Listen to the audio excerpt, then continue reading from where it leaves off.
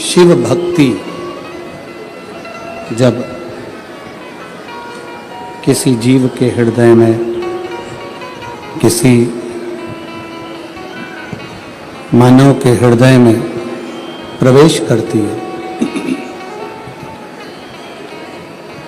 तो वो शिव भक्ति कहीं ना कहीं व्यक्ति को पुनरपि जननम पुनरपि मरणम के प्रपंच से छुड़ा देती है और शिव से मिला देती है।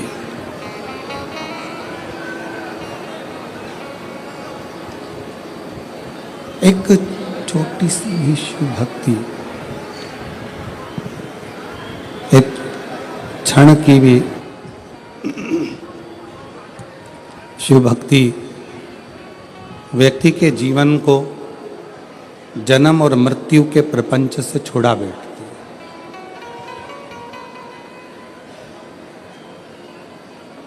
है। जगत गुरु शंकराचार्य जी ने भी अपनी वाणी में यही कहा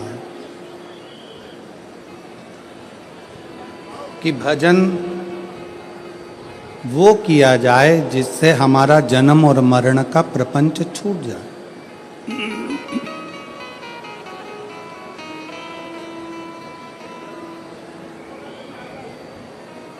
यदि जन्म और मरण के प्रपंच में हम लोग फंसे हुए हैं और उससे बाहर ही नहीं निकल रहे हैं, उससे निकल ही नहीं पा रहे हैं, तो फिर हमारा इस संसार में जन्म लेना, इस संसार में मृत्यु लोक में आना, इस संसार में जन्म लेना बेकार।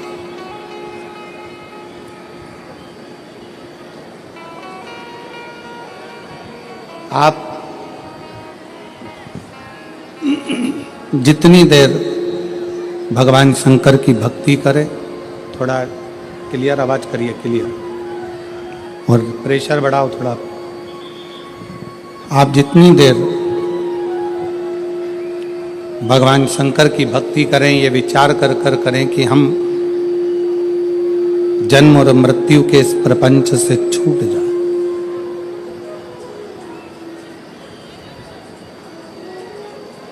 83,99,999 योनियां काटने के बाद ये मानव की देह मिलती है।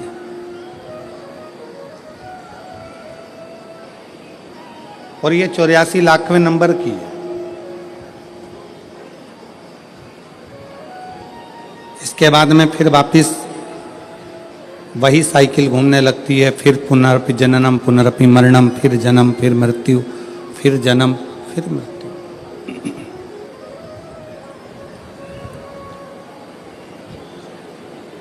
और कितनी बार जन्म लेंगे हम? कितनी बार हम मृत्यु लोक में, कितनी बार हम मृत्यु लोक में जन्म लेंगे, कितनी बार हम मरेंगे, फिर जन्म लेंगे, फिर मरेंगे, कितनी बार?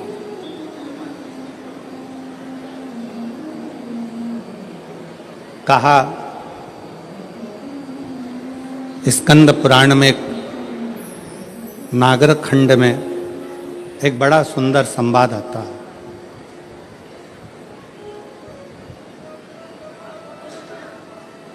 कात्यायन ऋषि का।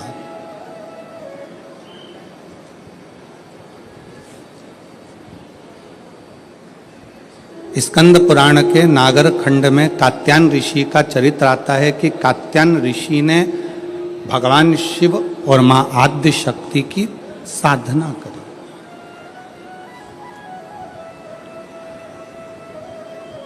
पूछा कि यह साधना करने का कारण क्या है, क्यों कर रहे हैं, किस लिए? आप यदि कथा में जा रहे हो तो लोग आपसे पूछेंगे क्यों जा रहे हो, किस लिए, वहां क्यों जाना, किस लिए जाना, किस कारण? आप दवाई खा रहे हो तो लोग पूछेंगे दवाई किस लिए खा रहे हो, क्यों खा रहे हो, क्या कारण है, क्यों खाई है, किस लिए?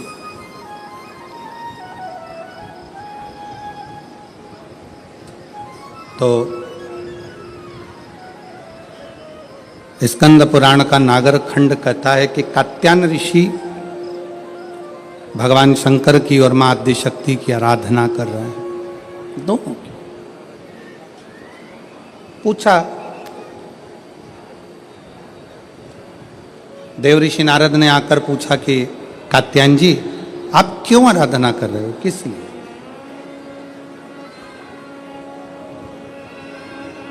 तुम्हारे आराधना करने का कारण क्या है? तुम्हारे भजन करने का कारण क्या है? तुम्हारे स्मरण करने का कारण क्या है? तुम्हारी भक्ति करने का कारण क्या है? तुम्हारा नाम जाप करने का कारण क्या है? तुम्हारा भगवत नाम लेने का कारण क्या है? किस कारण से कर?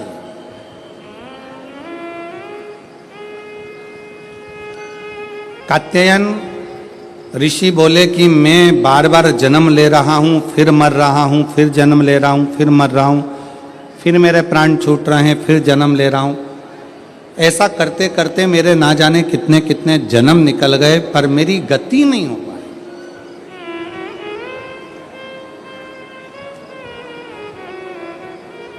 कितने जन्म निकल गए, कितने। और मेरी शाहदा की जीजियों, मेरे शाहदा के जीजाओं, मेरी बेटियों बेटाओं, मेरी माताओं, मेरे भाई, मेरी बहनों, मेरे सखा, मेरे बांधव, एक बात बहुत सावधानी से स्मरण में लीजिएगा।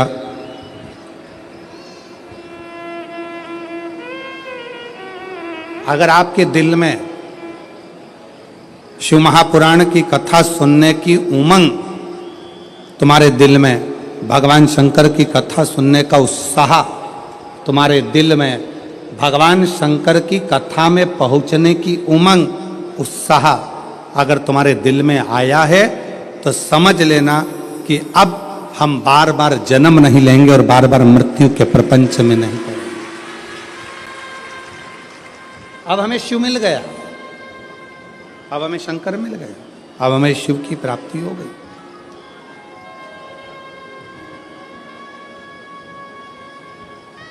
प्यार किसको कहते हैं? प्रेम किसको कहते हैं?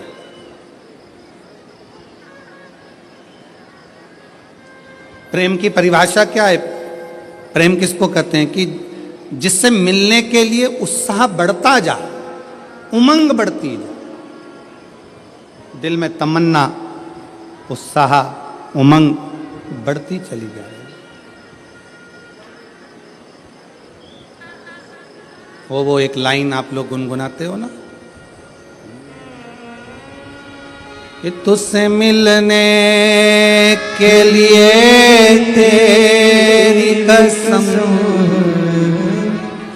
तुझसे मिलने के लिए तेरी कसम,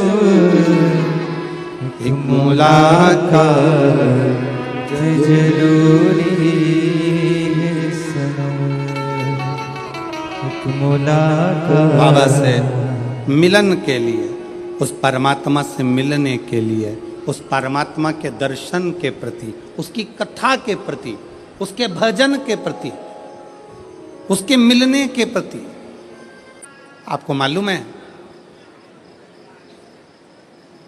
लंका का राजा रावण शंकर भगवान के कैलाश पर्वत को क्यों उठा रहा था? किस लिए? उसके रास्ते में जाने में दिक्कत हो रही थी, इसलिए। पुष्पक विमान पर बैठकर रावण जा रहा था और कैलाश के ऊपर से विमान उड़ नहीं पा रहा था, तो नीचे आकर खड़ा हो गया और गुस्से में उसने कैलाश पर्वत को उठाना प्रारंभ कर दिया। नहीं,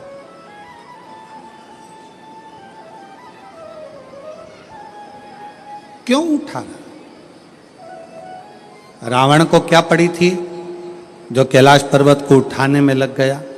रावण को क्या पड़ी थी जो भगवान शंकर के शिवलिंग को लेकर लंका में जा रहा है और भगवान शिव के शिवलिंग में वजन बड़ा भूमि पर रखा बाबा बैद्यनाथ के रूप में स्थापित हो गया?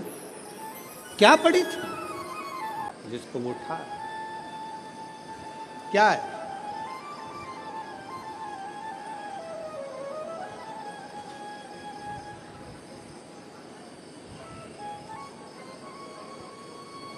शिव महापुराण की कथा कहती है रावण ने अपने भाई कुबेर को सताकर कुबेर के सिंहासन को छुड़ा लिया। रावण ने अपने भाई कुबेर को सताकर उसका पुष्पक विमान भी ले लिया, पर रावण कुबेर का सिंहासन उठाकर ले गया।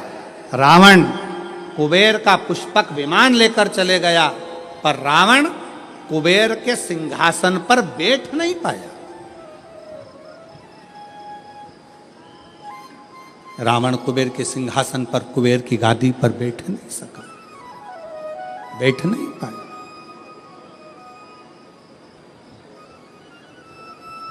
देवर्षि नारद निकल कर जा रहे थे, लंकापति रावण को देखा, रावण से पूछा क्या कर रहे हो? रावण कहने लगे कि मेरे को एक बात समझ में नहीं आती कि मैंने सारे इंद्र के सिंहासन को अपना बना लिया, देवताओं के सिंहासन को अपना बना लिया, सारे ग्रहों को अपने अनुकूल कर लिया, पर एक बात समझ में नहीं आती कि ये कुबेर का जो राज्य है, कुबेर का जो सिंहासन है, कुबेर का जो राज्य है, कुबेर का जो सिंहासन है, कुबेर का जो पद है, कुबेर की जो प्रतिष्ठा है, कुबेर का जो वैभव है, कुबेर का जो धन है, रावण कहता है ये मुझे कैसे प्राप्त हो, उसको मैं पाऊं कैसे, वो मुझे मिले कैसे, वो मुझे प्राप्त कैसे हो? देवऋषि नारद ने कहा, देवऋषि नारद बोले कि रावण, क्या तुमको मालूम है कि कुबेर की सत्ता, वैभव, लक्ष्मी, धन, संपदा कहां पर है? रावण ने पूछा, आप बताओ नारद जी की वो सत्ता, वो वैभव, वो पद, वो प्रतिष्ठा कहां है? देवऋषि नारद के मुख से निकल गया कि जो कैलाश पर्वत है, जिस पर्वत पर भगवान शंकर विराजमान होते हैं, उस पर्वत के ठीक नीचे कुबेर का पद, कुबेर की प्रतिष्ठा, कुबेर का वैभव, कुबेर की लक्ष्मी, कुबेर का धन, सब कैलाश पर्वत के नीचे।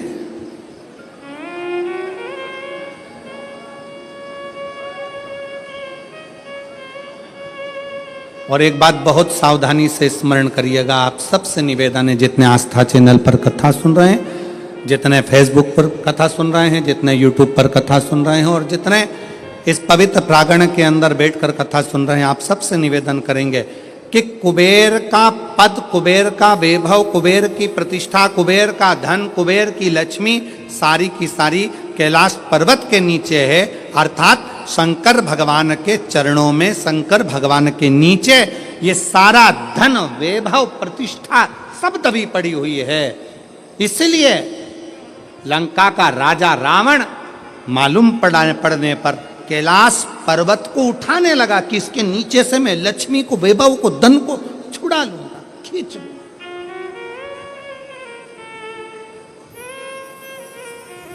पर वो मिलता नहीं है, पर वो प्राप्त नहीं हुआ, पर वो मिला नहीं। फिर रावण ने विचार करा, रावण ने फिर विचार करा कि अगर ये कैलाश पर्वत नहीं उठ रहा तो मैं समय आने पर लंका में शंकर भगवान को लेकर जाऊंगा।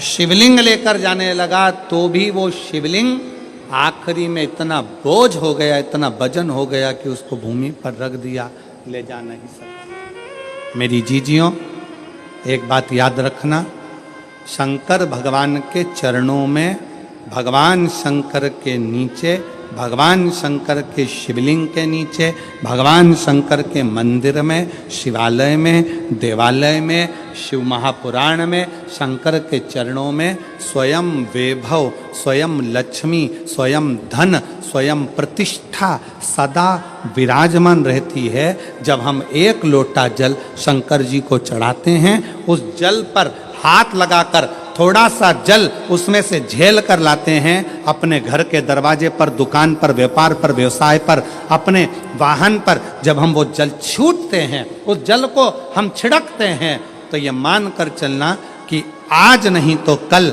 एक ना एक दिन ऐसा आएगा कि भगवान के नीचे की चरण की वो लक्ष्मी तुम्हारे घर में प्रवेश जरूर करेगी और एक दिन तुम धनपति, वैभवपति बनोगे। बनो।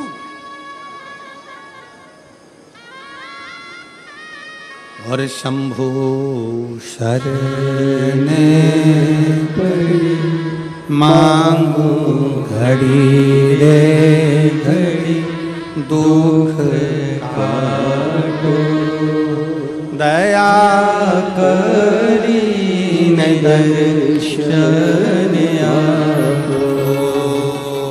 शंभु शरण पड़ी मांगू घड़ी रे घड़ी दुख काटो दया करी दर्शन आपो।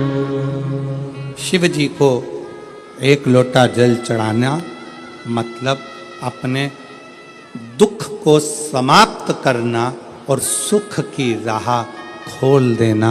ये शिव महापुराण की कथा कहती है। एक लोटा जल हमारे दुख को समाप्त करता है और सुख का मार्ग खोल देता है।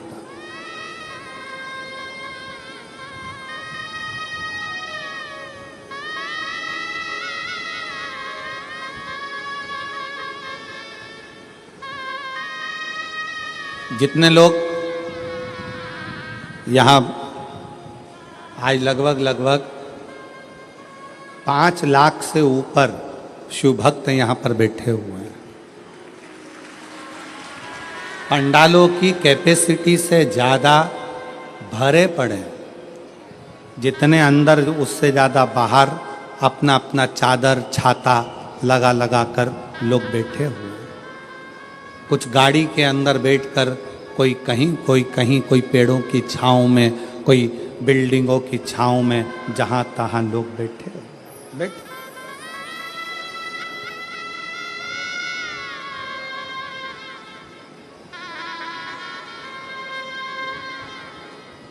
अब ईमानदारी से बोलो, अगर मेरा बाबा तुमको कुछ नहीं देता तो तुम इतने लाखों की संख्या में शहादा आते क्या?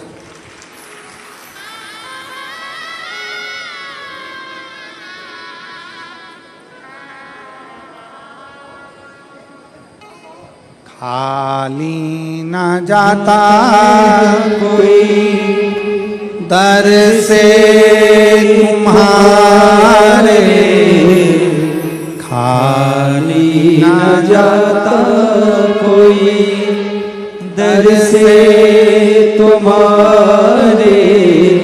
मेरी खड़ी हूँ नदी पाहे फंसा, अपने हृदय से लगा लो गिरा जा रहा हो, उठा लो भोले अपने दर से अब तो न टालो, गिरी जा रही हो, उठा लो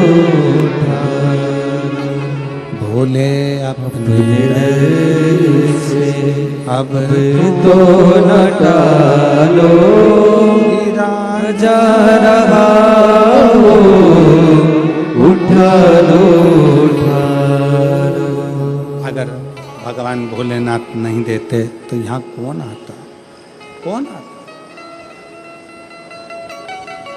कृपा की ना होती जो आदत तुम्हारी तो सुनी ही रहती अदालत तुम्हारी।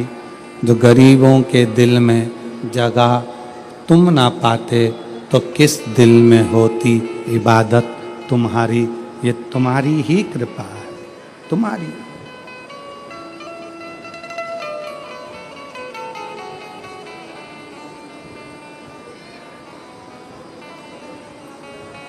लंका का राजा रावण कैलाश पर्वत को उठा रहा है। क्यों? उसको मालूम है कि इसके नीचे कुबेर का वैभव, कुबेर की सत्ता, कुबेर का आनंद, कुबेर की लक्ष्मी इसी के नीचे है। उठा रहा।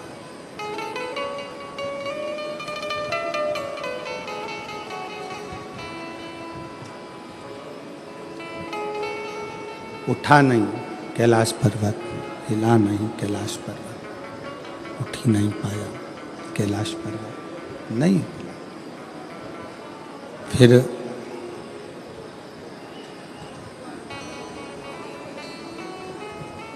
हार गया, जब नहीं उठा हाथ दब गया, हार गया।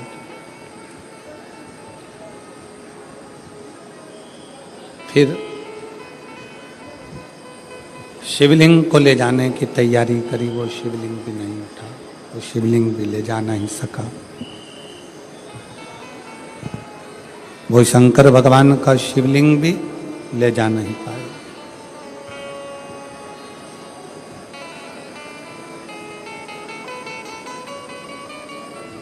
इन हाथों की रकीलें अगर गलत हैं, ज्योतिषी आचार्य ने कह दिया कि ये रेखाएं तुम्हारी गड़बड़ हैं, ये रेखाएं गलत हैं, तो इन हाथों में जल का भरा हुआ एक लोटा पकड़ाओ, इस हाथों से शिव जी को जल चढ़ाना प्रारंभ करो, इन हाथों से शिव मंदिर में सफाई करना प्रारंभ करो, हाथों की रकीलें धीरे धीरे सुलझना प्रारंभ हो जाएगी और तुम्हारा जीवन श्रेष्ठ होता चलेगा, जीवन श्रेष्ठ होगा। ये भाग्य की रेखाओं में, ये भाग्य की रेखाओं में अगर कुछ गलत लिखा गया है, इसको शिव मंदिर में, शिवालय में, भगवान शंकर के चरणों में इस मस्तक को झुकाना प्रारंभ करें।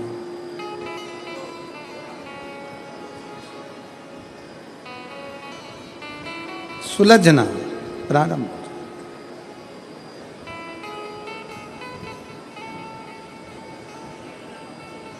पर उसमें सबसे मूल है अपने मन का संयम।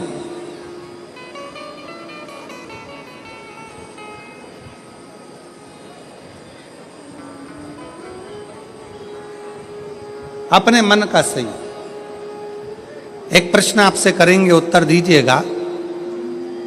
एक तरफ शैतान है, राक्षस है, और दूसरी तरफ समुद्र है। आपसे कहा जाए कि इन दोनों में से एक को चुन लीजिए। एक तरफ समुद्र है, दूसरी तरफ राक्षस शैतान है, आप क्या चुनोगे? उत्तर दो। एक तरफ समुद्र है, एक तरफ राक्षस है, शैतान है, वो उधर से बढ़ रहा है, समुद्र की लहरें इधर से बढ़ रही है। आप दोनों में से क्या चुनना पसंद करोगे? क्योंकि इधर भी मरना है, उधर भी मरना है।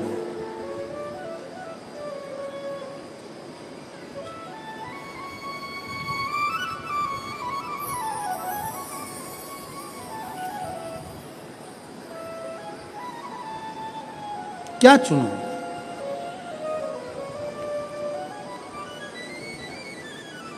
तो हो सकता है आप में से आधे लोग कहें कि हम समुद्र को चुन लेंगे,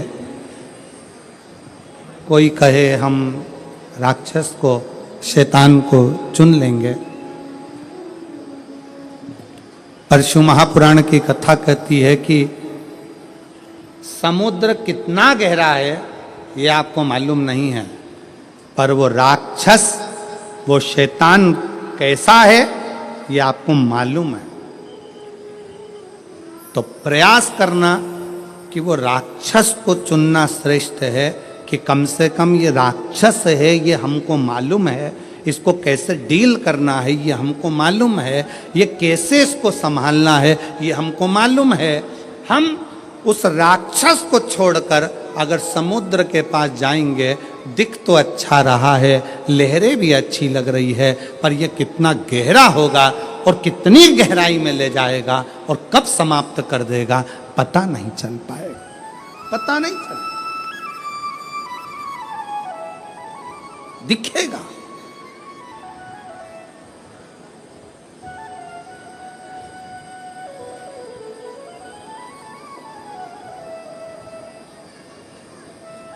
एक बहुत अच्छी कथा आती है। एक गांव का व्यक्ति अपना गांव छोड़ रहा है। क्यों? उसकी फैक्ट्री थी, बिक गई। उसका व्यापार था, बंद हो गया। परिवार वाले भी उसको चोट दे दिए, परेशान कर दिए।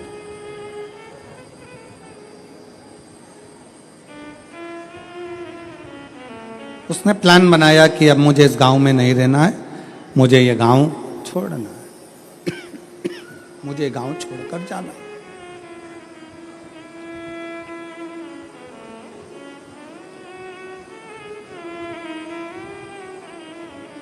पूरा फैक्ट्री बेच दिया, घर बेच दिया, जमीन बेच दी, सब कुछ बेचकर धन एकत्रित करा, घोड़े पर बैठ गया, घोड़े पर बैठकर और सब बेचकर परेशान होकर वहां से चल दिया। 60 किलोमीटर दूर दूसरा गांव था, वहां पहुंच गया। गांव में जाकर देखा तो गांव के लोग आम के पेड़ के नीचे, पीपल के पेड़ के नीचे बैठे हुए हैं, बातचीत कर रहे हैं, सब आपस में बातें कर रहे थे।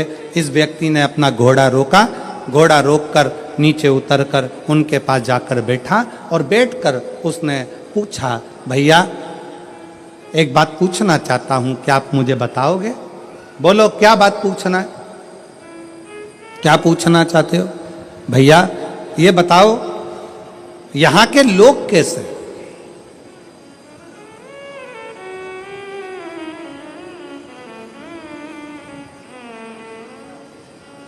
गांव के लोगों ने पूछा, तुम कहां से आए हो? उसने कहा, मैं अपने गांव से आया हूं, यहां से 60-70 किलोमीटर दूर से। मेरा सारा अब वो गांव मैंने छोड़ दिया है और मैं सोच रहा हूं कि कोई गांव में जाकर बसना है, मुझे किसी गांव में जाकर रहना मुझे। तुम बताओ यहाँ के लोग कैसे हैं, इस गांव के लोग कैसे? तो गांव के लोगों ने पूछा कि तुम हमसे पूछ रहे हो कि यहाँ के लोग कैसे हैं, पहले तुम बताओ कि तुम जो अपना गांव छोड़कर आए हो वहां के लोग कैसे थे?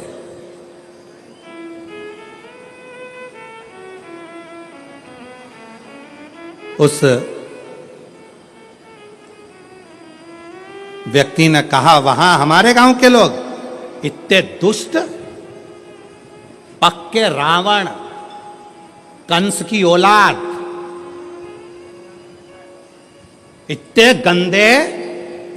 गंदे पूछो मत। झूठ, प्रपंच, बेईमानी, छल सब उसमें भरा हुआ है। अच्छा, हाँ, अब आप बताओ आपके गांव के लोग कैसे हैं? तो उन्होंने कहा, भैया तुम जो बोल रहे हो बिल्कुल वैसे की वैसे ही हमारे गांव के लोग भी हैं।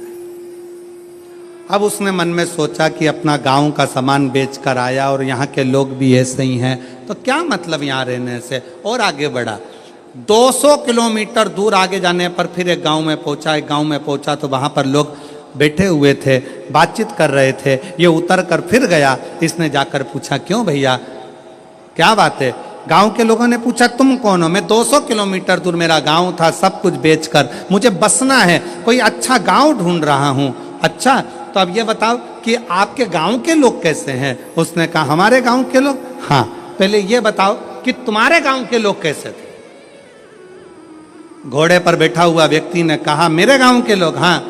उसने विचार करा, भी पहले वालों को बताया ऐसा ऐसे थे, इसने अब अपनी बात को पलट दिया और यहां पर बोला, मेरे गांव के लोग एकदम संत तुकाराम जैसे, मेरे गांव के लोग एकदम संत नामदेव जी जैसे, मेरे गांव के लोग मीराबाई जैसे, मेरे गांव के लोग तुलसीदास जैसे, मेरे गांव के लोग तो इतने धर्मात्मा, इतने पुण्यात्मा, इतने भजन करने वाले, इतना कीर्तन करने वाले, इतना मंत्र जाप करने वाले, मेरा गांव का लोग इतना सत्यवादी, पूछो मत।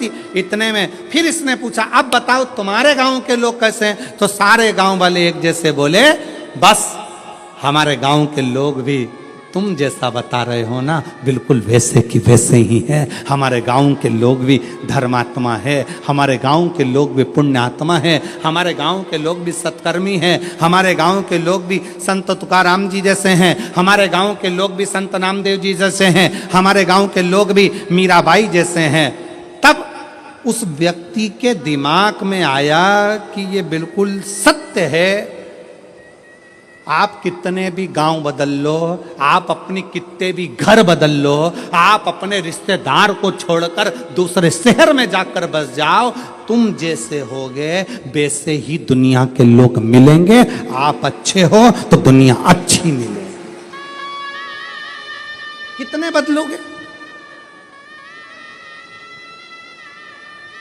शहादा छोड़ा पूना चले गए, पूना छोड़ा मालेगांव चले गए, मालेगांव छोड़ा लातूर चले गए, लातूर छोड़ा नागपुर चले गए, नागपुर छोड़ा मुंबई चले गए, और वहां पर भी जाकर के हम तो जैसे थे, हमारे गांव के लोग जैसे पहले थे, जैसे हमारे आसपास के लोग ईर्ष्या रखते थे, जैसे हमारे गांव के लोग वैसा करते थे, वैसे की वैसे यहां मिल रहा है। उसका कारण क्या है? ना शहादा बुरा है, ना मालेगांव बुरा है, ना पुणे बुरा है, ना नागपुर बुरा है, ना भोपाल बुरा है, ना इंदौर बुरा है। बुरा कौन है? हमारी सोच कि हम दिन भर एक दूसरे में बुराइयां ढूंढते रहते हैं। मेरा पड़ोसी ऐसा, मेरा रिश्तेदार वैसा, मेरा देवर ऐसा, मेरी देवरानी ऐसी, मेरी जेठानी ऐसी, मेरा परिवार ऐसा, मेरा कुटुंब ऐसा, मेरा कबीला ऐसा। हम दिन रात अपने गांव में रहकर, अपने घर में रहकर भी हम दिन भर बुराई ढूंढते थे। तो तुम अच्छे से अच्छे बंगले में जाकर रह लो, वहां भी तुमको बुराई ही मिलेगी। तुम अच्छे से अच्छे 5 स्टार होटल में रह लो, वहां पर तुमको बुराई ही मिलेगी। और जब तुम्हारी आदत हो गई छोटे से घर में भी अगर तुम दिल बड़ा रखकर प्रेम के साथ रहते हो ना, तो तुम जहां रहोगे ना, वहां पर भी तुमको आनंद की अनुभूति होती रहेगी, प्रसन्नता मिलती रहेगी वहां पर।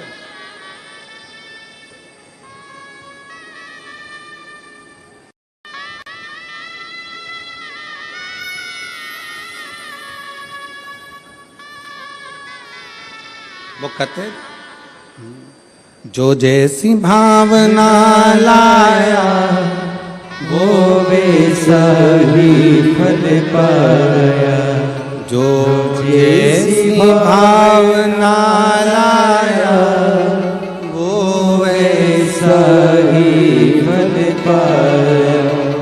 नहीं खाली उसे लौटाया, वो मन ही मन हर्षाया। और कर दिया माला माल काशी वाले ने, लुटा दिया भंडार काशी वाले ने, लुटा दिया भंडार काशी वाले। जिस भावना से, जैसी सोच लेकर, जैसा विचार रखकर, जैसा व्यवहार रखकर आप आओगे, वैसा सुख आपकी जिंदगी का एक पत्र है। देखिए,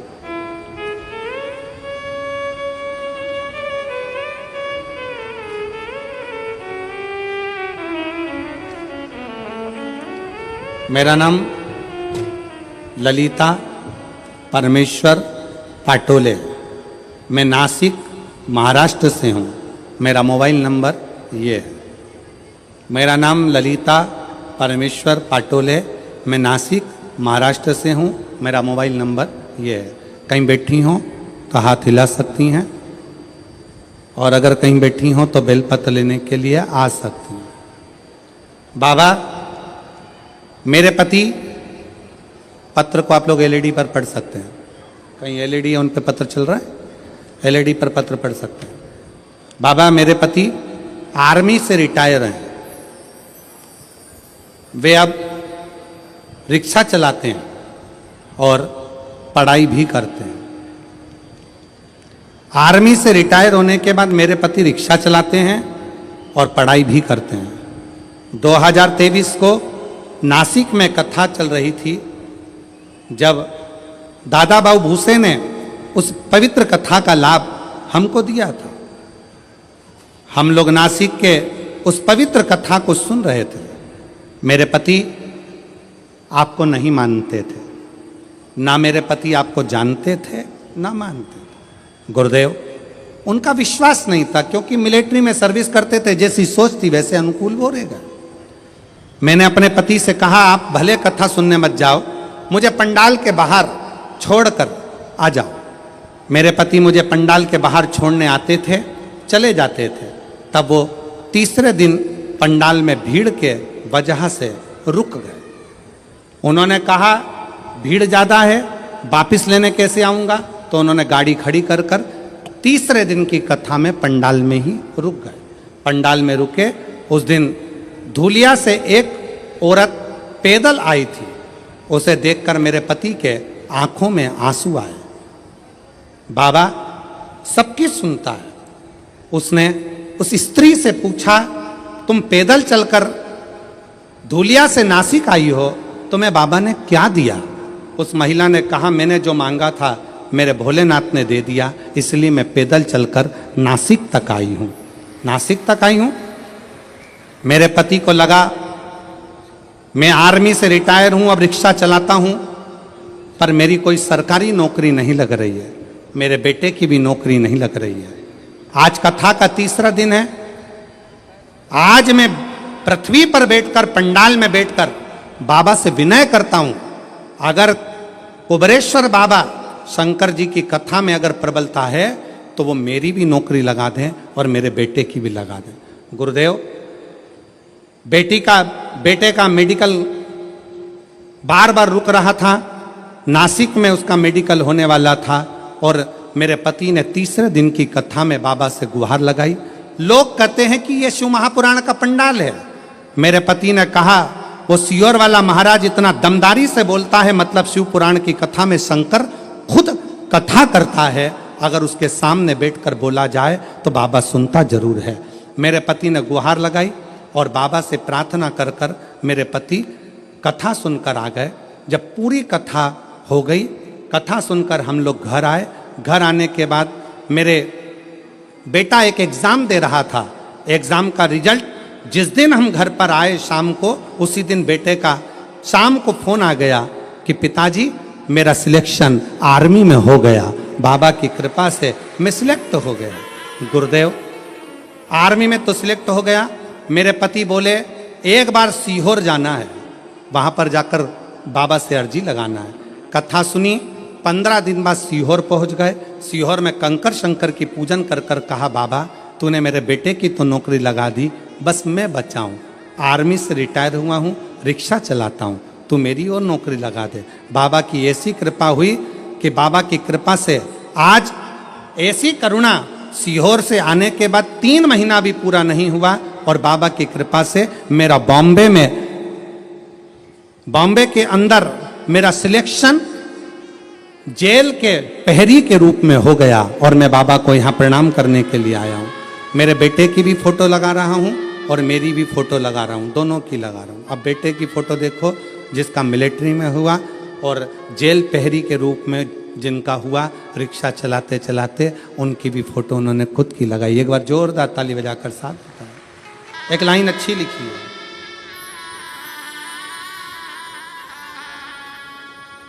बोलो जरा लाइन को आप लोग बोलो एलईडी पर पढ़ के।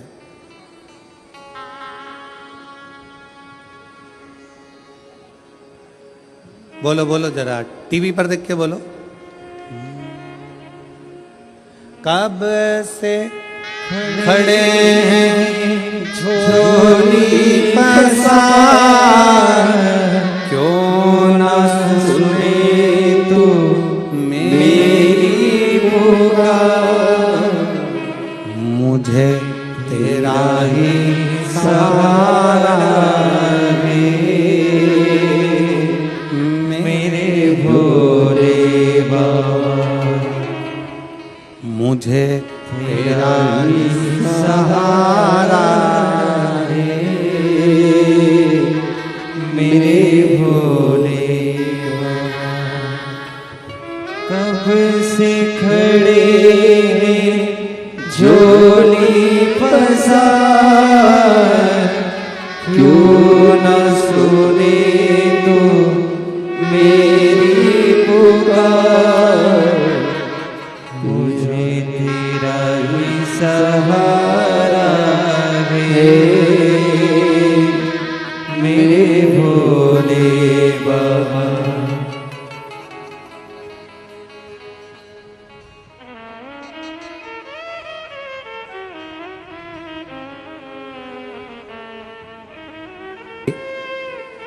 पुनः वापिस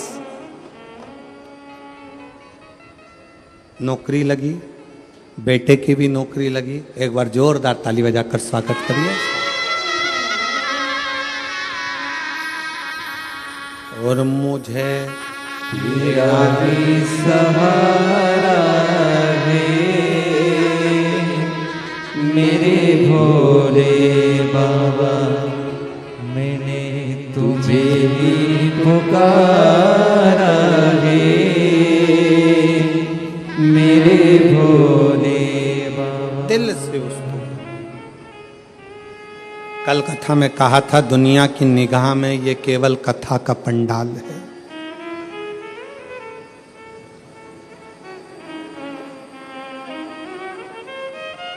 दुनिया की निगाह में केवल ये शिव महापुराण की कथा का पंडाल है, पर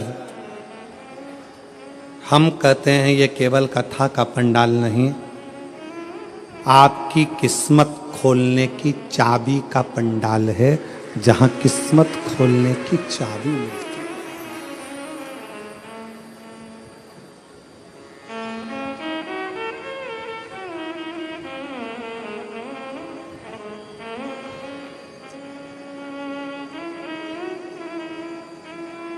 और मुझे तेरा ही सहारा है मेरे भोले बाबा। शंकर भगवान के शिवलिंग के नीचे का स्थान कुबेर का होता है, शंकर भगवान के कैलाश के नीचे का स्थान कुबेर की लक्ष्मी का होता है। इसलिए प्रत्येक शिवालय में तुम्हारे घर में अगर छोटा सा भी शंकर का शिवलिंग है, तुम्हारे घर में अगर छोटा सा भी मट्टी का, पत्थर का, लकड़ी का, पीतल का, तांबे का, स्फटिक का, पारद का, जिसका भी तुम्हारे घर में अगर छोटा सा भी अगर शिवलिंग है, तो तुम्हारे घर में जहां शिवलिंग रखाता है, समझ लेना वहां लक्ष्मी बढ़ती चली जाती है, लक्ष्मी कम नहीं हो सकती, बढ़ेगी।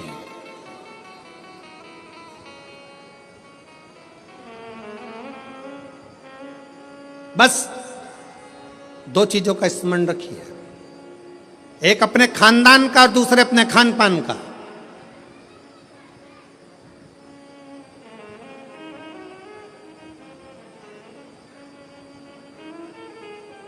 आपको मालूम है, जब अंग्रेजों ने भारत पर हुकूमत करी है, तो उन्होंने विचार करा सबसे पहले कि करा क्या जाए, भारत के लोगों को अपना गुलाम कैसे बनाया जाए। तो उन्होंने सबसे पहला प्रयास करा कि इनके खानदान मिटाए जाएं। जो राजसी खानदान थे, जितने जितने राजा हुआ करते थे, उन राजाओं के रजवाड़ों को, उन राजाओं के घरानों को तोड़ने का प्रयास किया गया। पहले खानदान तोड़े हैं, और जब राजाओं के खानदान नहीं टूट पाए, जब राजघराने नहीं टूट पाए, फिर इन्होंने खान पान तोड़ा। खान पान क्या? गलत तरह का भोजन विदेश से बुलाते थे और भारत के लोगों को वो गलत तरह का भोजन कराते थे। भारत में रहने वाला सनातनी कभी भी नॉनवेज छूता नहीं था। भारत में रहने वाला भारतीय सनातनी कभी भी मांस का सेवन नहीं करता था, गलत व्यसन का सेवन नहीं करता था। वो तो ये अंग्रेजों ने तुमको गुलाम बनाने के लिए जब खानदान नहीं तोड़ पाए तो खान पान को तोड़ा है, तुम्हारे खाने का तरीका बदल दिया, तुम्हें वेज से नॉन वेज बना दिया, तुम्हें ले जाकर गलत भोजन में लगा दिया। इसलिए निवेदन है, थोड़ा सा अपने आप को सुधारने का प्रयास करिए, थोड़ा सा, ज्यादा नहीं, थोड़ा सा।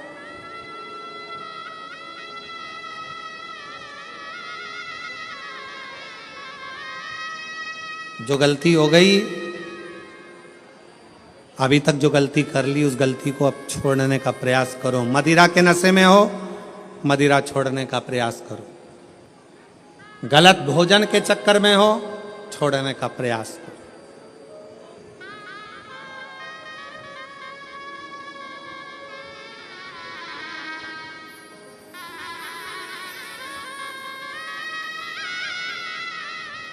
हम कहेंगे तो थोड़ा सा लोगों को बुरा लगेगा, पर सत्यता है जब उम्र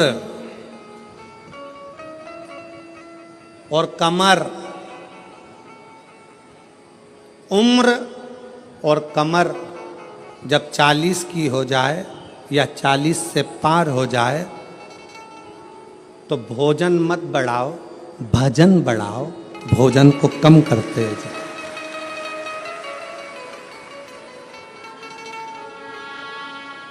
जम के बोलो जरा, क्या उम्र और, अरे अच्छे से बोलो, उम्र और कमर जब 40 की हो जाए तो भोजन की मात्रा नहीं बढ़ाना है, भजन की मात्रा बढ़ाना है। भोजन की मात्रा कम करो और भजन की मात्रा को बढ़ाते चलो, बढ़ाते चलो। विठल विठल विठला, बढ़ा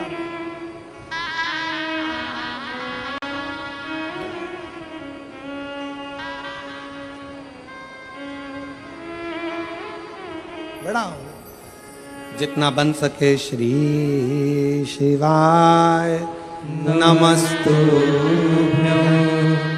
श्री शिवाय नमस्तुभ्यं,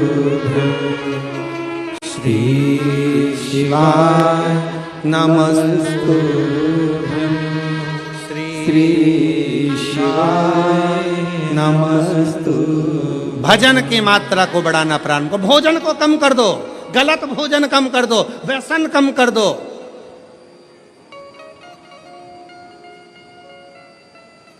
गलत विचार कम कर दो, गलत सोच कम कर दो।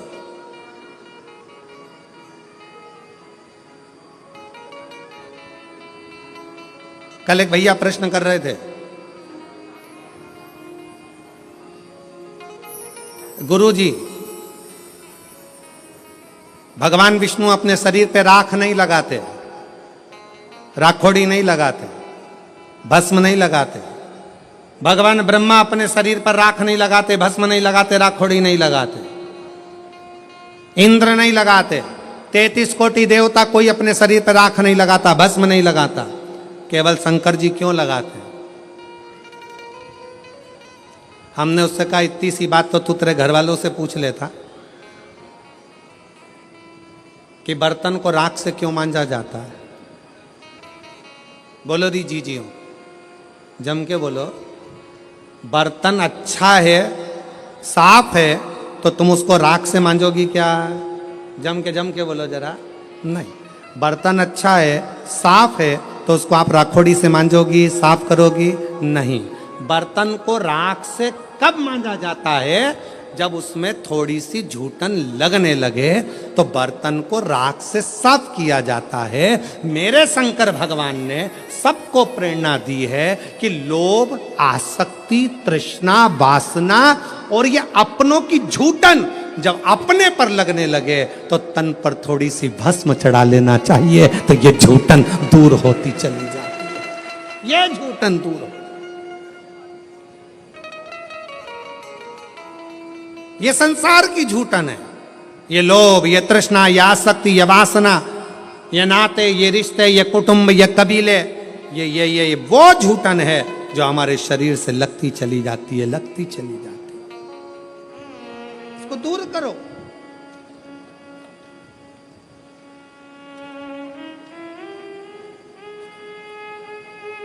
अच्छा अच्छा ट्यूब लगाओगे ना, क्रीम, अच्छा अच्छा खूब सारा पाउडर, क्रीम और वो नीले कलर का ऐसा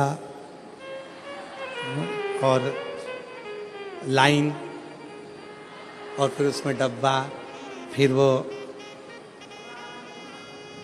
माला के वो धागा, एक नहीं दो, और फिर वो दो धागा ऐसा घुमा के ऐसा करके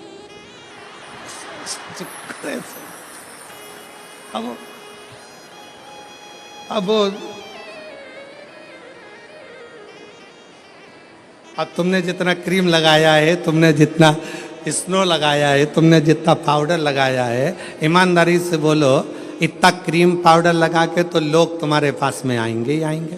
बोलो सही है कि गलत है? आएंगे।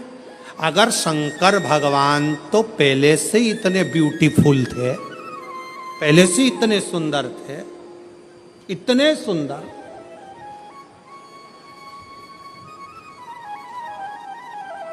वो कहते हैं ना भोलेनाथ ब्यूटी फूल।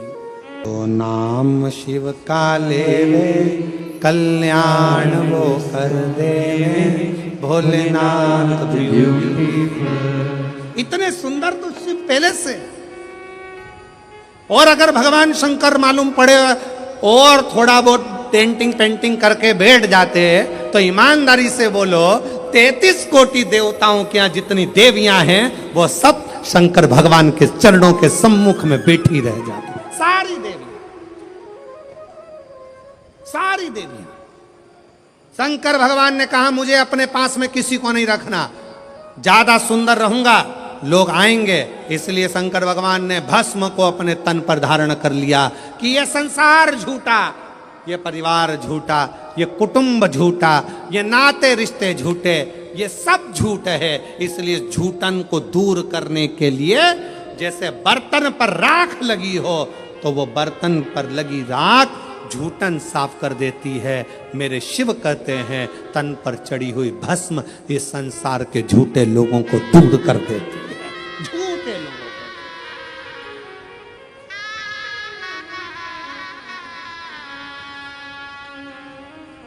जो नाम शिव का ले भोले जी दर्शन देवे, भोलेनाथ ब्यूटीफुल। शिव स्वयं तन पर भस्म धारण करते हैं, स्वयं।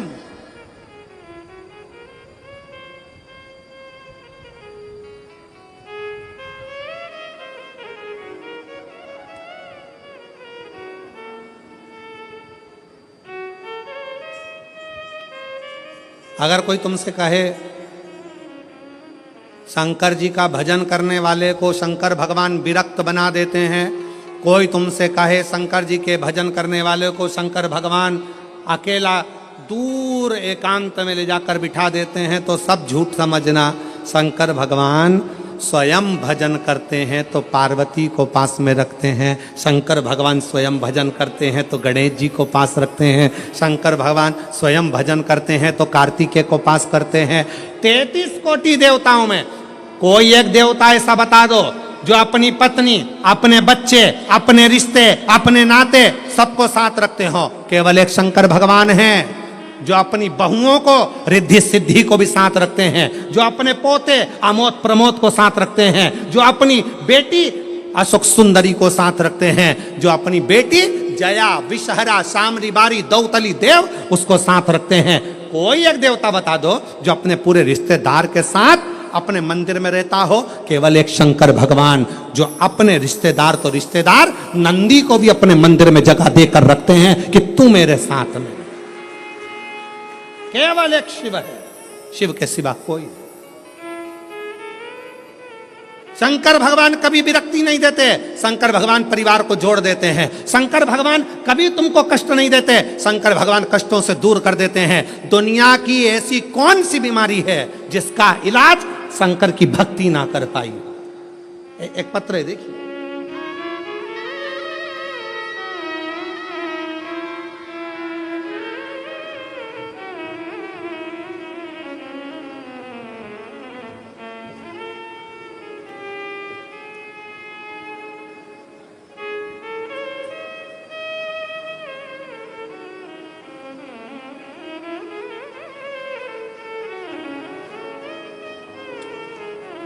मेरा नाम गायत्री केशव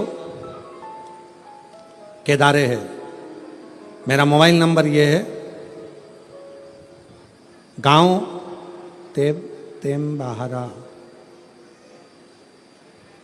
अकोला, महाराष्ट्र की रहने वाली हूँ। कहीं हो बैठी हो तो हाथ हिला सकती हैं और बैठी हो तो बेलपत्र लेने के लिए आ सकती हैं। गायत्री केशव कन्हारे, मोबाइल नंबर ये, तुम्हारा गांव अकोला महाराष्ट्र। मैं श्री शिवाय नमस्तुभ्यम, मेरा नाम गायत्री केशव केदारे है। 2019 से परीक्षा दे रही हूं एमपीएससी की, तैयारी कर रही हूं, पर मेरा सिलेक्शन नहीं हो रहा। तब पहली बार अपने रिश्तेदारों के कहने पर मैंने टीवी पर आपके बारे में सुना और मैंने शंकर जी की 1 लोटा जल चढ़ाना प्रारंभ किया। रोज मंदिर जाती, बाबा को जल चढ़ाती, रोज जल चढ़ा कर आती। अभिषेक करने गई, शिव जी का कथा श्रवण करी, बाबा को विनय करा और आज बाबा की ऐसी कृपा हुई गुरुदेव, मैंने नंदुरबार में बाबा की कृपा से दर्शन किया और दर्शन करने के बाद वहीं पंडाल में बाबा से प्रार्थना करी कि बाबा कुछ भी हो, मेरी एमपीएससी की परीक्षा उत्तीर्ण हो जाए और मेरा सिलेक्शन हो जाए और मेरी सरकारी जॉब लग जाए। आज बाबा की कृपा से मैं बाबा को धन्यवाद देने के लिए आई हूं कि मेरा सिलेक्शन हो गया और मैंने उत्तीर्णता प्राप्त कर ली। बाबा को धन्यवाद देने के लिए मैं यहां पहुंचे हूं। एक पत्र और देखिए, बड़ा सुंदर।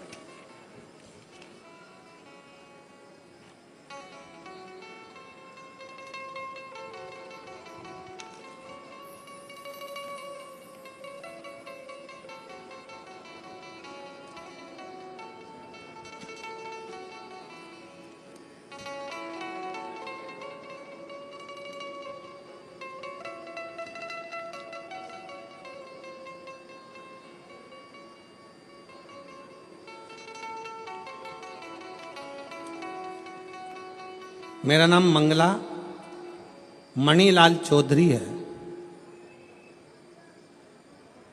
मैं एड्रेस जरा आप लोग पढ़ लिया करो। मैं तहाड़ी तहसील शाहदा, जिला नंदुरबार में रहती हूँ। मेरा मोबाइल नंबर ये है। मुझे गर्भाशय में कैंसर की बीमारी सितंबर 2024 में थी। मैंने शुरुआत में नासिक के ट्रीटमेंट भी लिया, ऑपरेशन भी किया, फिर बाद में पूना का ट्रीटमेंट ली। मुझे बहुत तकलीफ होती थी। मैंने आपकी कथा के बारे में सुना। कैंसर कम नहीं हो रहा था, कैंसर बढ़ रहा था। तब कथा के बारे में सुना और भोले बाबा के ऊपर उनकी शरण में जाना प्रारंभ करा, क्योंकि आप कहते हो सारी समस्या का हल 1 लोटा जल, सारी समस्याएं मिट जाती है। तो मैंने ऑपरेशन से पहले जब दूसरा ऑपरेशन की बारी आई, तब नासिक में शिवालय में जाकर भोले बाबा को श्रद्धापूर्वक भोलेनाथ जी के ऊपर जाकर जल चढ़ाया। उनको बीमारी का इलाज करेंगे बाबा, आप ही मेरा ऑपरेशन करोगे और आप ही संभालोगे। बाबा से विनय करा, रुद्राक्ष का जल शिव जी को चढ़ाकर पीना प्रारंभ किया। बाबा की ऐसी कृपा हुई, अब भोले बाबा की कृपा से मैं कैंसर की बीमारी से मुक्त हो गई हूं और मेरा रिपोर्ट भी नील में आ गया है। मैं बाबा को यहां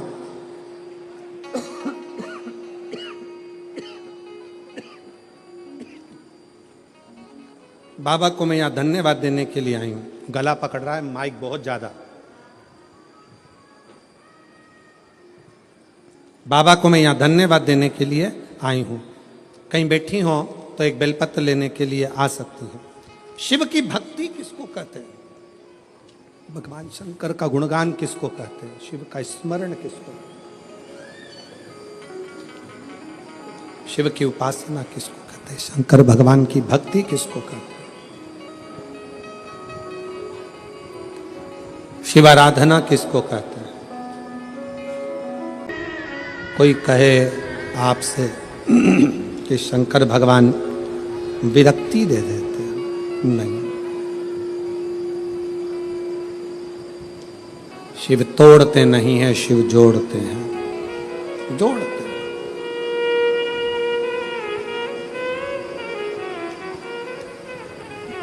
भगवान शंकर तोड़ने का काम नहीं करते, जोड़ने का काम करते, जोड़ते।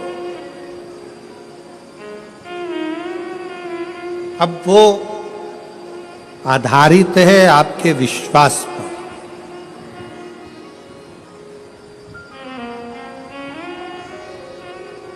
वो आधारित है आपके भरोसे पर, वो आधारित है आपकी दृढ़ता पर।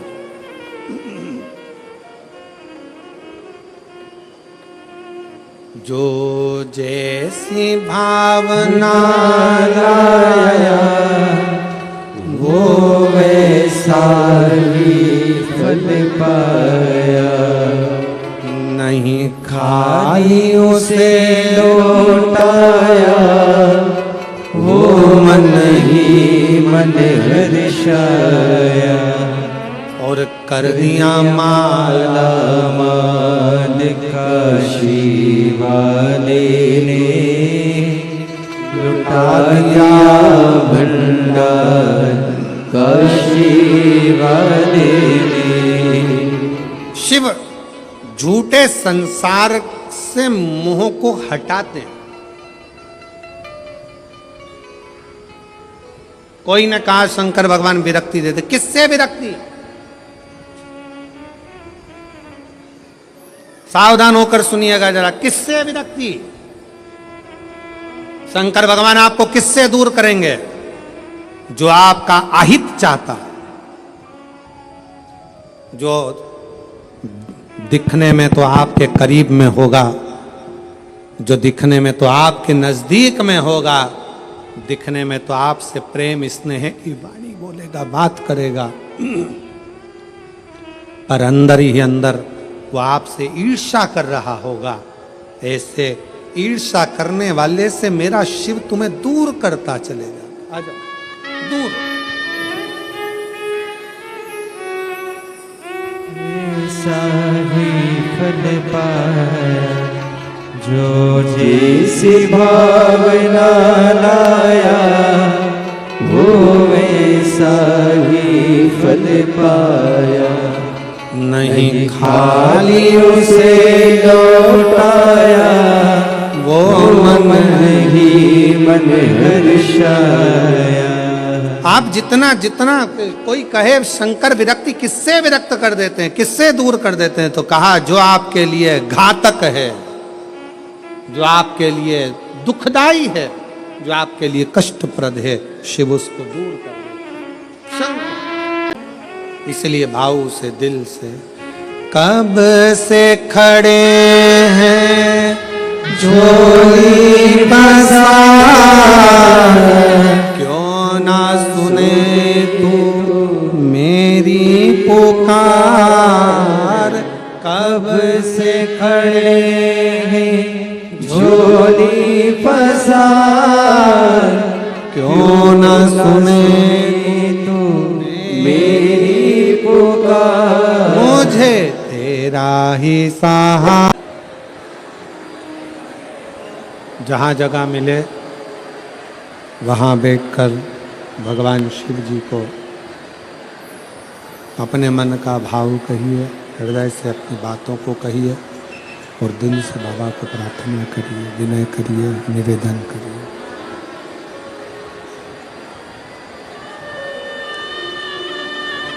सब लोग साथ में बोलेंगे, साथ में प्रार्थना करेंगे, साथ में विनय करेंगे, साथ में निवेदन करेंगे, बाबा को विनती करें, साथ में विनय।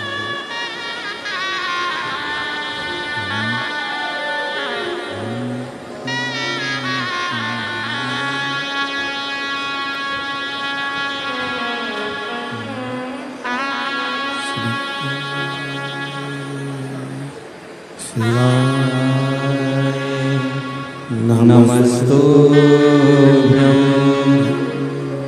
श्री शिवाय। नमस्तुभ्यं श्री शिवाय। नमस्तुभ्यं श्री शिवाय। नमस्तुभ्यं श्री शिवाय। नमस्तुभ्यं भोला सब दुख काटो मारा। ओम भोला सब दुख काटो मारा। शिव शंकर शंकर जपो तेरी माला, भोले बाबा जपो तेरी माला, भोला सब दुख काटो मारा। ओ भोला सब दुख काटो मारा। देश है मंगल मंगलकारी, देश है मंगल मंगलकारी, शमशान वासी हमारा, शमशान वासी हमारा। ओ भोला सब दुख काटो मारा। ओ भोला सब दुख काटो मारा।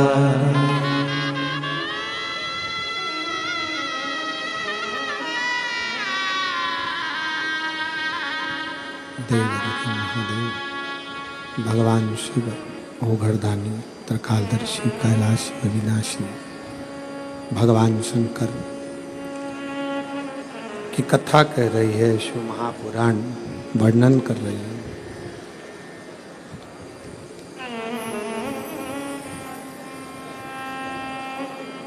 शिव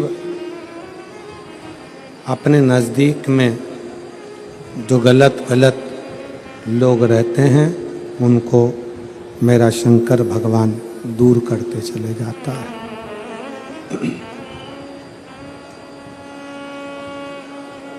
कात्यायन ऋषि शिव और पार्वती की तप साधना कर रहे हैं। स्कंद पुराण का नागरखंड कहता है, स्कंद पुराण का नागरखंड कह रहा है शंकर पार्वती की तप साधना स्वयं कात्यायन ऋषि कर रहे हैं। और शिव पार्वती की तप साधना कात्यायन ऋषि ने जब करी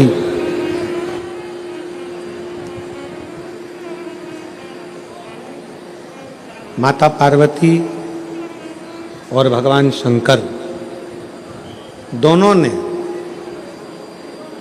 कात्यायन ऋषि को दर्शन दिया।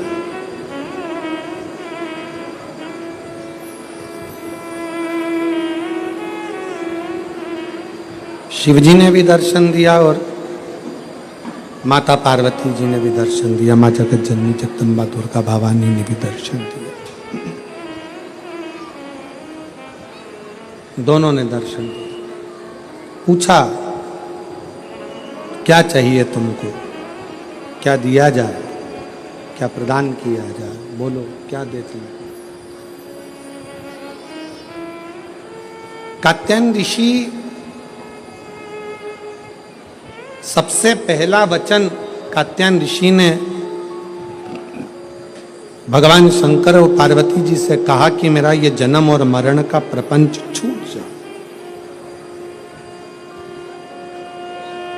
स्कंद पुराण का नागरखंड रिटर्न की आवाज क्लियर करो और थोड़ा प्रेशर अंदर का बढ़ाओ। नागरखंड स्कंद पुराण का कहता है, नागरखंड वर्णन करता है स्कंद पुराण का कि कात्यायन ऋषि ने भगवान शिव जी से केवल जन्म और मरण का ये जो प्रपंच है इससे छूटना चाहा।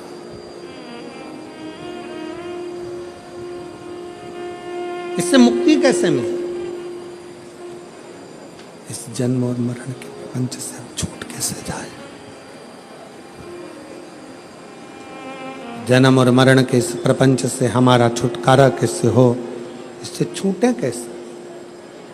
तो कहा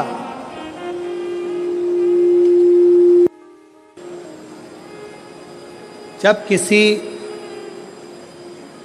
व्यक्ति के घर में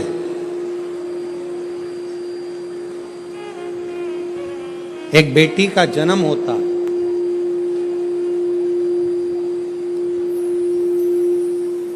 और बेटी की किलकारी, बेटी के पांव की खनक, बेटी के किलकारी पांव की खनक, बेटी के चरण जब किसी के घर के अंदर आते हैं, और यदि शिव कृपा से, भगवान की करुणा से, भगवान की दया से माता पिता उस बेटी की परवरिश कर कर उसका कन्यादान अगर कर देते हैं, तो उस माता पिता का भी अगला जन्म नहीं होता, वो इस जन्म और मृत्यु के प्रपंच से छूट गए। अब इससे सरल क्या हो सकता है, जरा विचार करिएगा जरा। बहुत सावधानी से इस कथा का स्मरण करिएगा, बहुत ध्यान से सुनिएगा कि बड़े बड़े तपस्वी तप करने जा रहे हैं, साधना वाले साधना करने जा रहे हैं, उपासना वाले उपासना करने जा रहे हैं, व्रत वालों ने व्रत रखा, साधना वालों ने साधना करी, तपस्या वालों ने तपस्या करी, और कंदराओं में बैठकर कोई संत बन गया, कोई साधु बन गया, कोई तपस्वी बन गया, कोई साधक बन गया, कोई उपासक बन गया। किस लिए? कि हम जन्म और मरण के प्रपंच से छूट जाएं। पर शंकर भगवान ने माता पार्वती की साक्षी में कात्यायन ऋषि से कहा कि जब किसी गृहस्थी के घर में एक बेटी का जन्म होता है और उस बेटी की परवरिश जब माता पिता करते हैं, बेटी के किलकारी जिसके घर में गूंजती है और बेटी के चरण जिसके घर में पड़ते हैं, और बेटी का जब कन्यादान होता है, तब माता पिता फिर कोई जन्म नहीं लेते, वो माता पिता परमात्मा की शरणागति का सुख भोगते।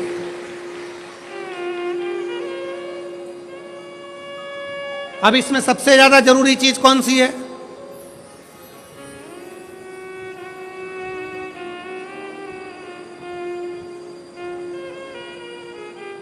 एक बहुत ध्यान देने वाला विषय है, थोड़ा ध्यान दीजिएगा।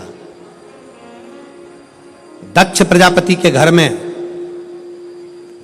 60 कन्याओं का जन्म हुआ।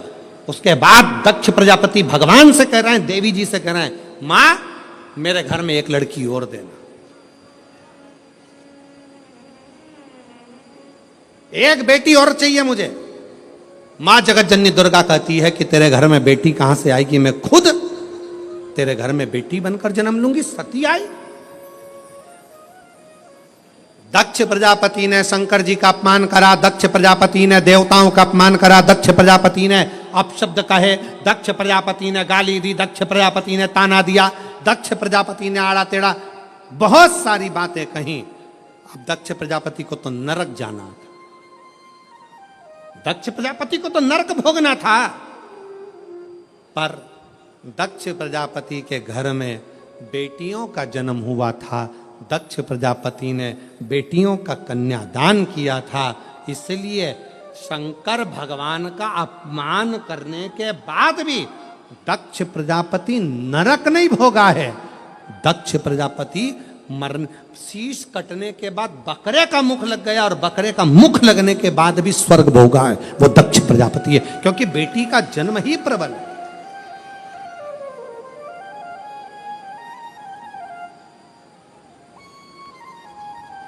महाराज, सुखी वो नहीं जिनके घर में धन की पेटी है, सुखी वो नहीं जिनके घर में धन की पेटी है, सुखी वो हैं जिनके घर में मुस्कुराती बहू और बेटी है।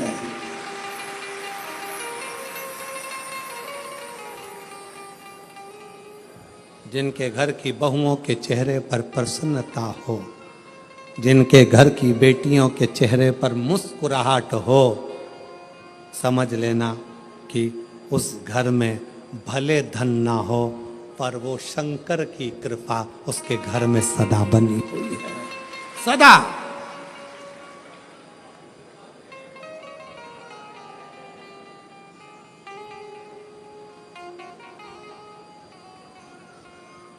नवरात्रे चल रहे हैं, माँ जगत जननी जगदम्बा से प्रार्थना करा करो कि तू मेरे घर में एक बार जरूर आना। माँ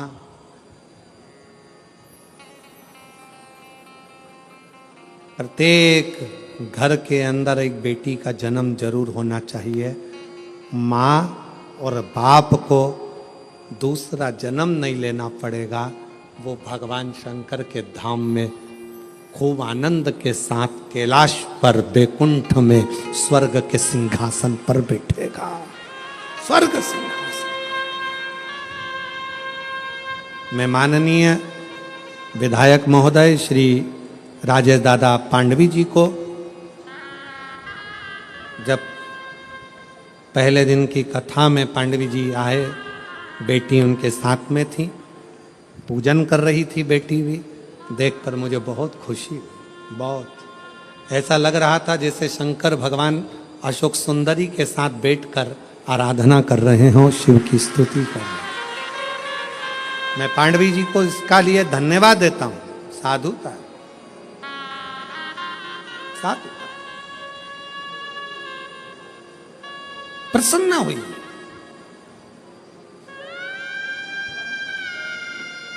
बेटे के जन्म पर जितने नगाड़े बजवाते हो उससे दुगना नगाड़ा बेटी के जन्म पर बजवाना। क्यों? बेटे का जन्म हुआ है तो दूसरी बार जन्म तुम्हें पृथ्वी पर लेना पड़ेगा, वापिस आना पड़ेगा और अपना कर्म का भोग भोगना पड़ेगा, फिर जन्म लेना पड़ेगा। पर घर में अगर एक बेटी का भी जन्म हो गया तो दूसरी बार जन्म नहीं लेना पड़ेगा। इसलिए ज्यादा नगाड़े बजवाना कि अब मेरा आखिरी जन्म है, अब जन्म नहीं लूंगी। अगर बेटी का घर में जन्म हो गया तो अब जन्म नहीं लूंगी। बहारो फूल बरसा मेरे घर बेटी आई है, मेरे घर बेटी आई है। फिर से जन्म नहीं पाऊं, मेरे घर बेटी आई है, मेरे घर बेटी आई है। हिमालय राज के घर में जब पार्वती जी का जन्म हुआ, कहते हैं दुनिया के यहाँ पर जन्मदिन की पार्टी एक दिन की होती हो, दुनिया के यहाँ जन्मदिन की पार्टी 2 दिन की होती हो, 2 महीने की होती हो, 4 महीने की होती हो, हर साल जन्मदिन पे होती हो। हिमालय राज के यहाँ जब तक पार्वती जी का कन्यादान नहीं हो गया तब तक रोज पार्वती जी के जन्म का उत्सव मनता था। प्रतिदिन प्रतिदिन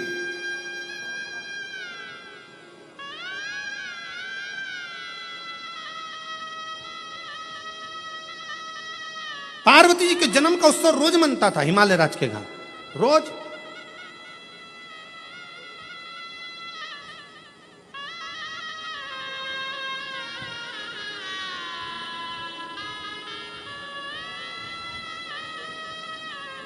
एक दिन इंद्र के मन में आया और इंद्र ने जाकर पूछ लिया हिमालय राज से, इतनी प्रसन्नता क्यों है? हिमालय राज ने कहा, बड़ी प्रसन्नता का विषय यह है कि आज मेरे घर में बेटी का जन्म हुआ है। तो बेटी तो तुम्हारी 7 वर्ष की हो गई, जन्मदिन तो जब जन्म हुआ था तब मनाना था, तुम तो रोज जन्मदिन मनाते हो बेटी का, रोज जन्मदिन, प्रतिदिन। हिमालय राज ने कहा, शास्त्र कहता है एक बेटी जब घर में, रसोई घर में एक बेटी जब अपने घर के अंदर बैठकर भोजन करती है तो कहते हैं 1000 अश्वमेध यज्ञ का फल उसे प्रतिदिन प्राप्त होता रहता है, प्रतिदिन। अरे दुनिया वालों से पूछो कि नवरात्रे में कन्या भोज क्यों कराते हो, दुनिया वालों से पूछो कि नवरात्रे में बेटियों को क्यों ढूंढने जाते हो, दुनिया वालों से पूछो कि नवरात्रे की अष्टमी और नवमी पर कन्या का पूजन क्यों करते हो।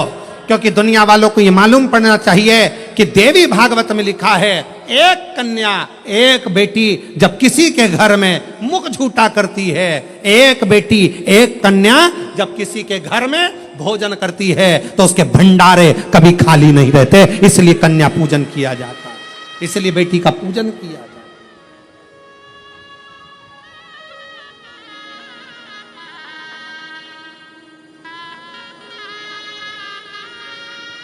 और आज के जमाने में लोग मंदिर में जाकर भगवान से कहते हैं, भगवान, ओ भगवान, हमारे घर में एक बेटा दे दो, एक बेटा। और बाजू में खड़ी हुई लक्ष्मी जी नारायण जी से बाजू में खसक के बोलती है, कितना मूर्ख है, बेटा मांग रहा है और रोज मंदिर में आकर कहती लक्ष्मी दे दो। और बहू को चाहिए क्या? जम के बोलो बेटा। और रोज मांगती क्या है? बोलो लक्ष्मी। तो एक काम कर, बेटा दे दो, लक्ष्मी मत देना, लक्ष्मी मत देना। अब अपन भी देखें कि बेटे से काम चल जाए क्या। और मालूम पड़े बेटा हो गया 32 साल का, माँ के पूरे बाल सफेद उड़ गए, सफेद। उनसे पूछो काय का टेंशन? इसको कोई लक्ष्मी नहीं मिल रही है, इसकी शादी, इसको कोई मिल रही, इसकी शादी कर। लक्ष्मी जी से कहा आप जाओ ना, इसके घर में शादी करना है बेटे की। कोई लक्ष्मी, तो इसने मांगा ही था कि मेरे को बेटा दे दो, बेटा दे दो। लक्ष्मी नहीं मांगी थी, बेटा मांगा था। तो कोई तो इसके घर में शादी करेगा। तो कहाँ करेगी, आएगी।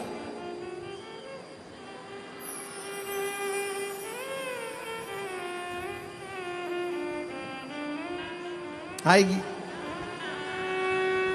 पावागढ़ वाली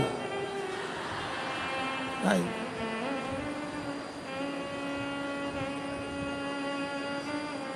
तुलजा आई, इसके घर में आई,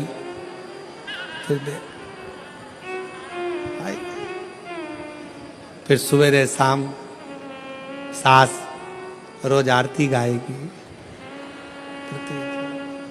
अम्बे तू है जगदम्बे काली, जे दुर्गे सहादा वाली, तेरे ही गुण गाए भारती।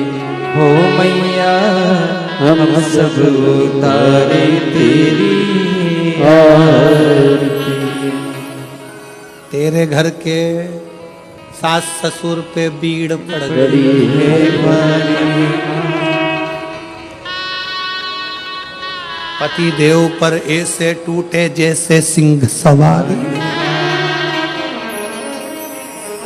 अरियो बच्चों को धोने वाली, सुबह शाम चिल्लाने वाली। क्यों चिल्ला चोट करे? देखे फिर कहा ये रोती।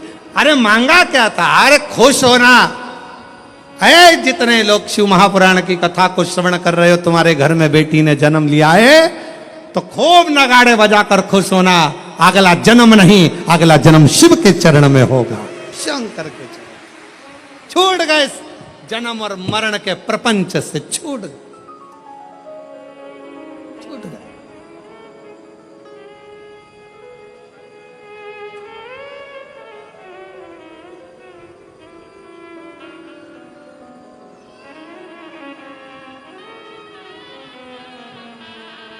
छूट गए, जन्म और मरण के प्रपंच से छुटकारा मिल गया। बेटी बेटी बेटी।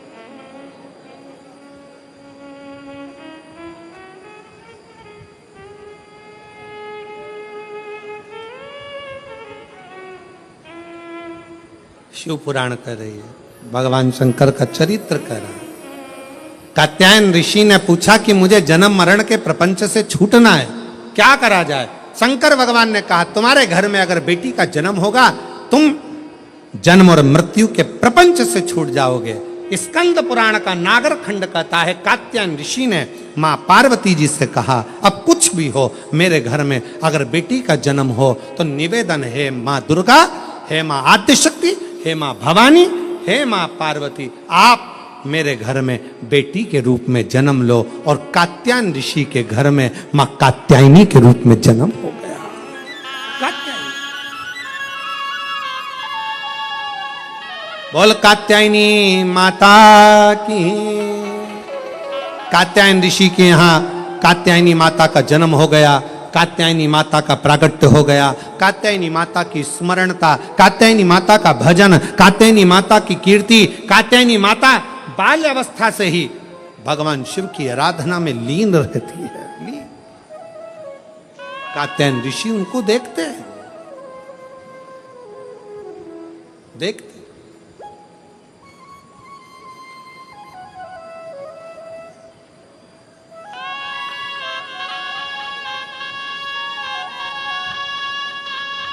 और जब कहते हैं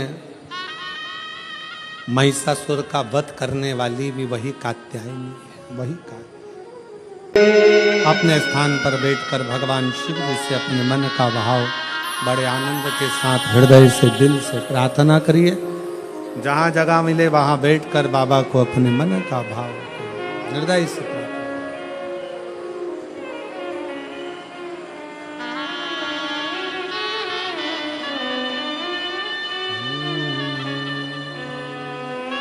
सभी लोग साथ में बोलेंगे। आज नवरात्रे में कात्यायनी माता का दिन भी है और कथा भी कात्यायनी माता की आई है। और शिव महापुराण का यह पवित्र कथा का तीसरा दिवस है। 2 दिवसीय कथा हो रही है। कल कथा का चतुर्थ दिवस, मतलब कल क्या रहेगी कथा की? जम के बोले जरा, शिवरात्रि। और परसों की कथा सुबह 8 बजे से 11 बजे तक हो जाएगी। कथा विराम होने के लिए परसों का दिन सुबह 11 बजे विराम की ओर चलेंगे। ये कथा 1 तारीख से 5 तारीख तक रही है। 11 अप्रैल से 17 अप्रैल तक रतनगढ़ राजस्थान में 1 बजे से 4 बजे तक शिव महापुराण की कथा रहेगी। रतनगढ़ वाले उसको सुनेंगे। उसी रतनगढ़ के समय पर 11 तारीख से जो कथा चालू हो रही है उसी में एक दिन 11 अप्रैल को ही ये कथा जो है 1 बजे से 4 बजे तक रहेगी। तो 11 अप्रैल को ही शाम को 6:30 बजे शीतलकुंड बालाजी, डीडवाना, राजस्थान। डीडवाना राजस्थान वालों को मैं बधाई दूंगा कि एक दिन परम पूज्य 1008 संत श्री विष्णु प्रपन्नाचार्य जी महाराज के आशीर्वाद से आपको 1 घंटे की शिव चर्चा डीडवाना वालों को करने के लिए राजस्थान में 11 तारीख को शाम को 6:30 बजे से 7:30 बजे तक शिव चर्चा करने का मौका डीडवाना राजस्थान वालों को एक दिन का 11 अप्रैल का प्राप्त हुआ।